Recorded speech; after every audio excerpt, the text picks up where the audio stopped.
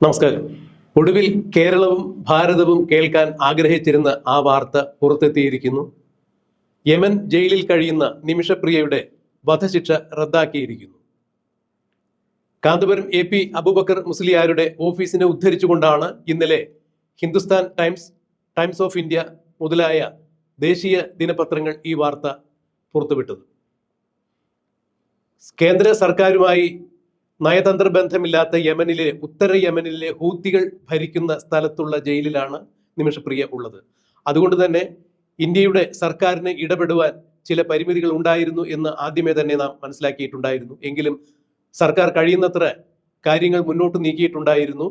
നിമിഷപ്രിയയുടെ മോചനത്തിന് വേണ്ടി, മോചന ദ്രവ്യം കൊടുക്കുന്നതിന് വേണ്ടി, അതായത് ബ്ലഡ് മണി കൊടുക്കുന്നതിന് വേണ്ടി $40,000 എംബസി വഴി കൈമാറ്റം ചെയ്യുവാനുള്ള നടപടിക്രമങ്ങളൊക്കെ ഇന്ത്യൻ സർക്കാർ കൈക്കൊണ്ടിട്ടുണ്ടായിരുന്നു. എന്നാൽ അപ്പോഴും യമൻ പൗരനായ തലാൽ കൊല ചെയ്യപ്പെട്ടതിനെ തുടർന്ന് തലാലിന്റെ കുടുംബക്കാരുടെ സമ്മതം, അതായത് അവർ നിമിഷപ്രിയയ്ക്ക് മാപ്പ് കൊടുത്താൽ മാത്രമേ ഇസ്ലാമിക നിയമപ്രകാരം, യമനിലെ ഹൂത്തികളുടെ കോടതി നിയമപ്രകാരം നിമിഷപ്രിയയെ മോചിപ്പിച്ചു കൊണ്ടുവരാൻ സാധിക്കൂ. അതെന്ത് തന്നെയായാലും ജൂലൈ 16-ാം തീയതി നിശ്ചയിച്ചിരുന്ന വധശിക്ഷ പിന്നീട് മറ്റൊരു അവസരത്തിലേക്ക് മാറ്റിവെക്കുകയായിരുന്നു. ഇപ്പോൾ പുറത്തു വരുന്ന വാർത്ത പ്രകാരം നിമിഷപ്രിയയുടെ വധശിക്ഷ റദ്ദു ചെയ്തിരിക്കുന്നു എന്നുള്ളതാണ് അറിയാൻ കഴിയുന്നത്. ഇത് കാന്തപുരം AP അബൂബക്കർ മുസ്ലിയാരുടെ ഇടപെടൽ കൊണ്ട് തന്നെയാണ് നടന്നിരിക്കുന്നത് എന്ന് പറയപ്പെടുമ്പോൾ, ഇന്ത്യയുടെ ഗ്രാൻഡ് മുഫ്തിയായി അറിയപ്പെടുന്ന AP അബൂബക്കർ മുസ്ലിയാർക്ക് ആഗോള തലത്തിൽ തന്നെ ഇസ്ലാമിക പണ്ഡിതന്മാരുമായി, സൂഫി വര്യന്മാരുമായി ഉള്ള ബന്ധം തന്നെയാണ് ഹൂത്തികളുടെ ഭരണത്തിന് കീഴിലുള്ള ഉത്തര യമനിലെ ജയിലിൽ കഴിയുന്ന നിമിഷപ്രിയയുടെ മോചനത്തിന് ഇപ്പോൾ വഴിയൊരുങ്ങിയിരിക്കുന്നത് എന്നാണ് പറയാൻ കഴിയുക.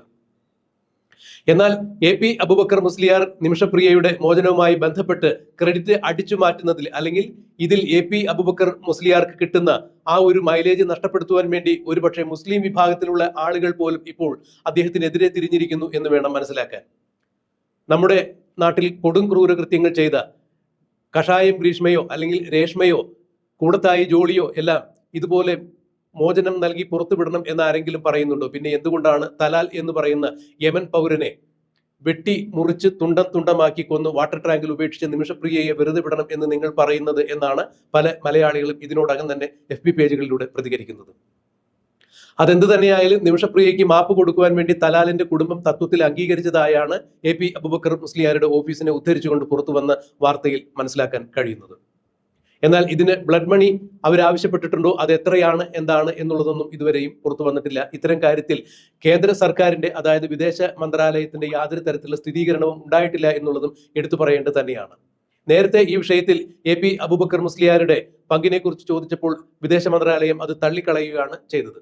എന്നാൽ തീർച്ചയായും ഇപ്പോൾ എടുത്തു പറയേണ്ട കാര്യം, ഒരുപക്ഷെ നയതന്ത്ര ബന്ധമില്ലാത്ത, ഭാരതത്തിന് നയതന്ത്ര ബന്ധമില്ലാത്ത യമനിലെ ഉത്തര യമനിലെ ഹൂത്തികൾ ഭരിക്കുന്ന അവരുടെ സുപ്രീം കോടതി വധശിക്ഷയ്ക്ക് വിധിച്ച നിമിഷപ്രിയയുടെ വധശിക്ഷ റദ്ദ് ചെയ്യുന്നതിന് വേണ്ടി AP അബൂബക്കർ മുസ്ലിയാരുടെ ഇടപെടൽ കൊണ്ട് സാധിച്ചിരിക്കുന്നു. അദ്ദേഹത്തിന്റെ ആഗോള തലത്തിലുള്ള ഇസ്ലാമിക ബന്ധവും ഇസ്ലാം പണ്ഡിതന്മാരുമായിട്ടുള്ള ബന്ധം ഒന്നുകൊണ്ട് തന്നെയാണ് ഇത് സാധിച്ചിരിക്കുന്നത്. അബൂബക്കർ മുസ്ലിയാർ ചുമതലപ്പെടുത്തിയിരുന്ന ഹബീബ് ഇൻ ഉൾ എന്ന് പറയുന്ന ഒരു മത പുരോഹിതൻ വഴി തന്നെയാണ് നിമിഷപ്രിയയുടെ മോചനത്തിന് വേണ്ടി, അഥവാ വധശിക്ഷ റദ്ദാക്കുന്നതിന് വേണ്ടിയുള്ള ശ്രമങ്ങൾ തുടങ്ങുന്നത്.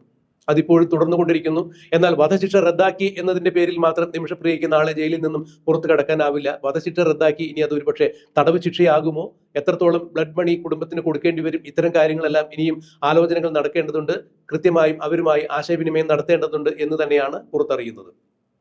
അതെന്തായാലും ഫലത്തിൽ നിമിഷപ്രിയയുടെ മോചനത്തിലുള്ള വഴി തെളിഞ്ഞിരിക്കുന്നു എന്ന് AP അബൂബക്കർ മുസ്ലിയാരുടെ ഓഫീസിൽ നിന്നുള്ള ഒരു അറിയിപ്പ് കിട്ടുമ്പോൾ വലിയൊരു ഇടപെടലിലൂടെ ഒരു ജീവൻ രക്ഷിക്കാൻ സാധിച്ചിരിക്കുന്നു എന്ന് വേണം മനസ്സിലാക്കാൻ.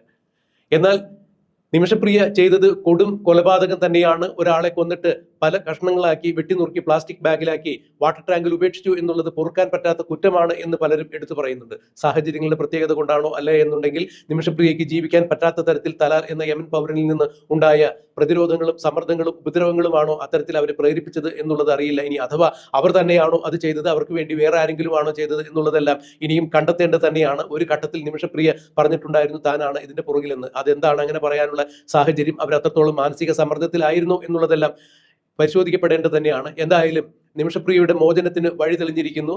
ഈ കഴിഞ്ഞ ജൂലൈ 16-ാം തീയതി നിമിഷപ്രിയയെ യമൻ ജയിലിൽ വധശിക്ഷയ്ക്ക് വിധേയമാക്കേണ്ടതായിരുന്നു. അത് ഇടപെടൽ മൂലം, അതായത് ഇന്ത്യൻ സർക്കാരിന്റെയും AP അബൂബക്കർ മുസ്ലിയാരുടെയും എല്ലാം സംയോജിതമായ ഇടപെടൽ മൂലം അന്ന് ആ വധശിക്ഷ നീട്ടിവെച്ചിരുന്നു. എന്നാൽ ഇപ്പോൾ വധശിക്ഷ റദ്ദാക്കിയിരിക്കുന്നു എന്നാണ് AP അബൂബക്കർ മുസ്ലിയാരുടെ ഓഫീസിനെ ഉദ്ധരിച്ചുകൊണ്ട് പുറത്തുവരുന്ന വാർത്ത. ദേശീയ മാധ്യമങ്ങളെല്ലാം ഈ വാർത്ത റിപ്പോർട്ട് ചെയ്തിട്ടുണ്ടായിരുന്നു. എന്തായാലും നിമിഷപ്രിയയുടെ മോചനത്തിന് വഴിയൊരുങ്ങുന്നു എന്ന് തന്നെയുള്ള ശുഭകരമായ വാർത്തയാണ് പുറത്തു വന്നുകൊണ്ടിരിക്കുന്നത്.